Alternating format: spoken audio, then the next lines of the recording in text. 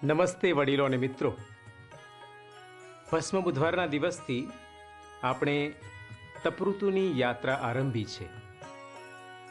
તપઋતુને અંગ્રેજીમાં લેન્ટ કહે છે. લેન્ટ એ મૂળે અંગ્રેજી લેટિન શબ્દ છે જેનો અર્થ થાય છે વસંત. એ અર્થમાં તપઋતુ એ વસંત ઋતુ છે, આત્માની વસંત. તાજા, પ્રફુલ્લિત, પ્રસન્ન અને જીવંતમય બનવાની ઋતુ છે.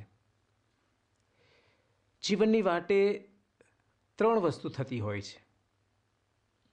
જીવનના ભારથી ક્યારેક આપણે કરમાઈ જતા હોઈએ છીએ, કારણ કે આપણે ઉખડી જઈએ છીએ. જીવનની વાટે આપણે થીજી જઈએ છીએ, ઠરી જઈએ છીએ, અને જીવનની વાટે આપણે ઓલવાઈ જઈએ છીએ. આમ બને છે ત્યારે તપઋતુ ફરીથી આપણને ઉપવાસ, ભક્તિ, જાત્રા, દયાધર્મના કાર્યો એ બધાથી ફરીથી જીવંત બનાવે છે, ચેતનવંત બનાવે છે. આપણા જીવનમાં ફરીથી વસંત મોરે છે. આપણે પ્રફુલ્લિત અને પ્રસન્ન થઈ જઈએ છીએ. યોએલના ગ્રંથમાં તપઋતુની સૌપ્રથમ હાકલ ભસ્મ બુધવારને દિવસે આપણે સાંભળી, અને એ હતી પ્રભુ પ્રત્યે પાછા વળો. પ્રભુ પ્રત્યે પાછા વળવું એટલે ફરીથી ઉખડી ગયા હોઈએ તો આપણા મૂળ ખોળવા, પ્રભુમાં ખોળવા, પ્રભુમાં રોપાઈ જવું. જે પ્રભુમાં રોપાયેલો નથી એ વહેલો મોડો સુકાઈ જાય છે. જીવનની વાટે એ કરમાઈ જાય છે. એની મહેક ચાલી જાય છે. એના જીવનની, એના કાર્યોની, એની પ્રવૃત્તિઓની અસલ સુવાસ ચાલી જાય છે. અને એટલે સ્તોત્રમાં કહ્યું છે, એ જન તરુવર જેવો જે હોય, ઉગ્યું કોઈ ઝરણ તટે. સુકાય નહીં એના પાન કદીય, મોસમ આવે ફળ પ્રગટે. તપઋતુમાં સૌથી પહેલો જે જીવનનો મર્મ છે એ આ છે કે જીવનની પ્રકૃતિને સમજીએ, ઓળખીએ કે જીવનની પ્રકૃતિ છે ઈશ્વરમાં રોપાયેલા અને ખોડાયેલા હોય એ લીલાછમ અને હરિયાળ રહે છે. કબીરની બહુ સરસ પંક્તિ છે, માટી કહે કુમ્હાર કો, તું ક્યા રૂંદે મોહી, એક દિન એસા હો ગયા, મેં રૂંદૂગી તોહી. માટી આપણને સંદેશ આપે છે. ભસ્મ બુધવારની ભસ્મ આપણને સંદેશ આપે છે કે જીવનની પ્રકૃતિને સમજો. જીવન નશ્વર છે, પાર્થિવ છે. જીવનમાં બધું ક્ષણિક છે. જે એ નિત્ય અનિત્ય વસ્તુ વિવેકને જાણે છે, જીવનમાં શું સાચું છે અને શું શાશ્વત છે, જીવનમાં શું ટકાઉ છે અને શું અવિનશ્વર છે, એને પીછાને છે અને એની પાછળ જે પડે છે એ જીવનનો સાચો મર્મ પામ્યો છે, એ જીવનમાં રોપાયેલો છે, ખોડાયેલો છે. જે જીવનમાં ક્ષણિક વસ્તુઓની પાછળ પડે છે એ ઉખડેલ છે, એ કરમાઈ જાય છે, અને એની મહેક, એની સુવાસ ચાલી જાય છે, એની સુંદરતા ચાલી જાય છે. તપઋતુ એ થીજી ગયેલા હોઈએ જીવનની વાટે ત્યારે ફરીથી પીગળવાની, ઠરી ગયા હોઈએ ત્યારે ફરીથી વહેવાની ઋતુ છે. કેવી રીતે વહી શકીએ? ઠરી જવું એટલે સંવેદનશીલતા ચાલી જવી. ઠરી જવું એટલે બીજા પ્રત્યેની દયા ભાવના ચાલી જવી, પ્રેમ ભાવના ચાલી જવી. અને એટલે તપઋતુમાં બીજી હાકલ શાસ્ત્રપાઠ આપણને કરે છે, દાન દયા ધર્મના કાર્યો કરવાની, કોઈના ખપમાં આવવાની. આપણે કોઈકના ખપમાં આવીએ, કોઈક પ્રત્યે દયા દાખવીએ ત્યારે આપણે ફરીથી પીગળવા માંડીએ છીએ.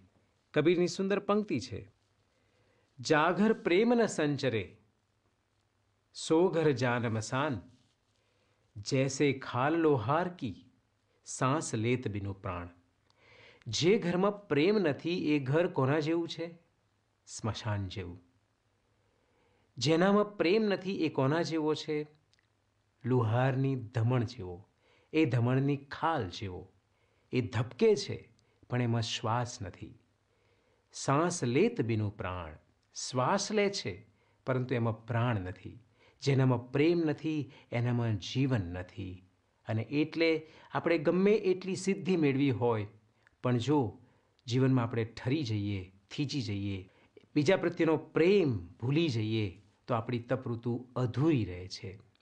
તપઋતુની એક દિશા છે ઈશ્વર ભણીની, બીજી દિશા છે પડોશી ભણીની, જરૂરિયાતમંદ ભણીની, તરછોડાયેલા ભણીની, દલિતો પીડિતો પ્રત્યેની પરવા આપણને આ તપઋતુ યાદ દેવરાવે છે.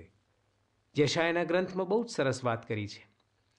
યશાયાના ગ્રંથમાં કહે છે, મારા મનપસંદ ઉપવાસ એટલે અન્યાયના બંધન તોડી નાખવા, જુલમની ઝૂંસરી ભાંગી નાખવી, દલિતોને મુક્ત કરવા, ભૂખ્યા સાથે વહેંચીને ખાવું, ઘર વગરનાને પોતાના ઘરમાં આશરો આપવો, ઉઘાડાને જોતાં તેને વસ્ત્ર પહેરાવવા અને માનવ બંધુઓને ભીડમાં જોઈને આંખ આડા કાન કરવા નહીં. તપઋતુનો સ્પષ્ટ આદેશ છે. તપઋતુની બીજી દિશા છે અને એ છે વહેવાનો આદેશ, પીગળવાનો આદેશ, ફરીથી હૃદયોને સંવેદનશીલ, રુજુ અને પરોપકારી બનાવવાનો આદેશ. તપઋતુનો ત્રીજો આદેશ છે, પૂજ્ય વડીલો અને મિત્રો, સળગી ઉઠવાનો આદેશ. અને એટલે શાસ્ત્રપાઠમાં બહુ સરસ કહે છે ભસ્મ બુધવારના દિવસે કે તમે ઉપવાસ કરો ત્યારે મોઢું ધોજો, માથે તેલ નાખજો, મોઢું વરવું રાખશો નહીં. એટલે કે તમારું તેજ વિલાય ન જાય, મોઢું વીલું કે વરવું ન બની જાય, ચહેરાનું નૂર ઝંખવાઈ ન જાય.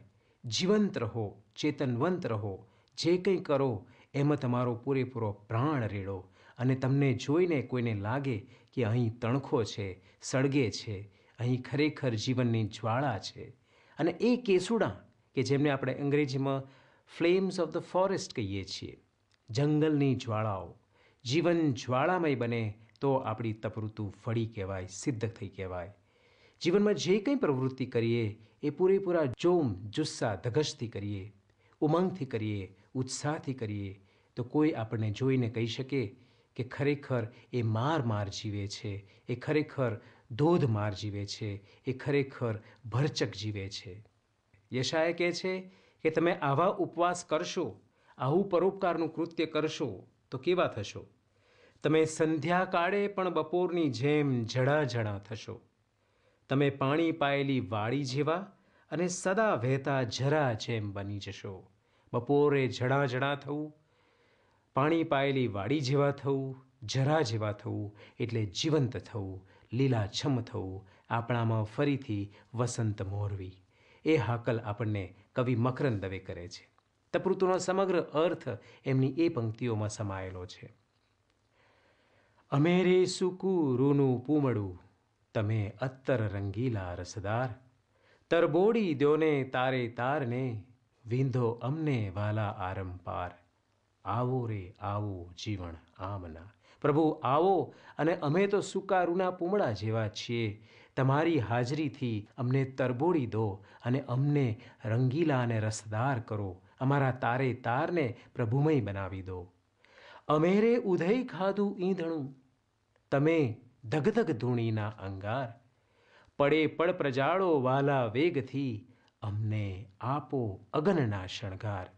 તપઋતુમાં આપણે તો ઉધઈ ખાધું ઈંધણું બની જઈએ જીવનની વાટે, થાકી જઈએ, હારી જઈએ, નિરાશ થઈ જઈએ, આપણું જીવનનું તેજ અને જોમ ચાલ્યું જાય, આપણો જીવનનો ઉત્સાહ અને ઉમંગ ચાલ્યો જાય, ત્યારે તપઋતુ ફરીથી આપણને અગનના શણગાર આપે છે. ઉધઈ ખાધેલા ઈંધણાને પ્રભુની ધૂણીનો અંગાર દગદગતા કરે છે, એની પડે પડને પ્રજાળે છે અને આપણું જીવન ચેતનવંત, જોમમય બને છે. ઘણીવાર આપણે પહેલાં પત્રો લખતા હતા ત્યારે લખતા હતા, વાંચનારની વસંત સદા ખીલતી રહો. આજે તપૃતુ નિમિત્તે આપ સૌને એ જ સંદેશ પાઠવવા માગું છું. આ સાંભળનારની, એમના જીવનની, એમના પરિવારની અને એમના સંસારની વસંત સદા ખીલતી રહો. અસ્તુ.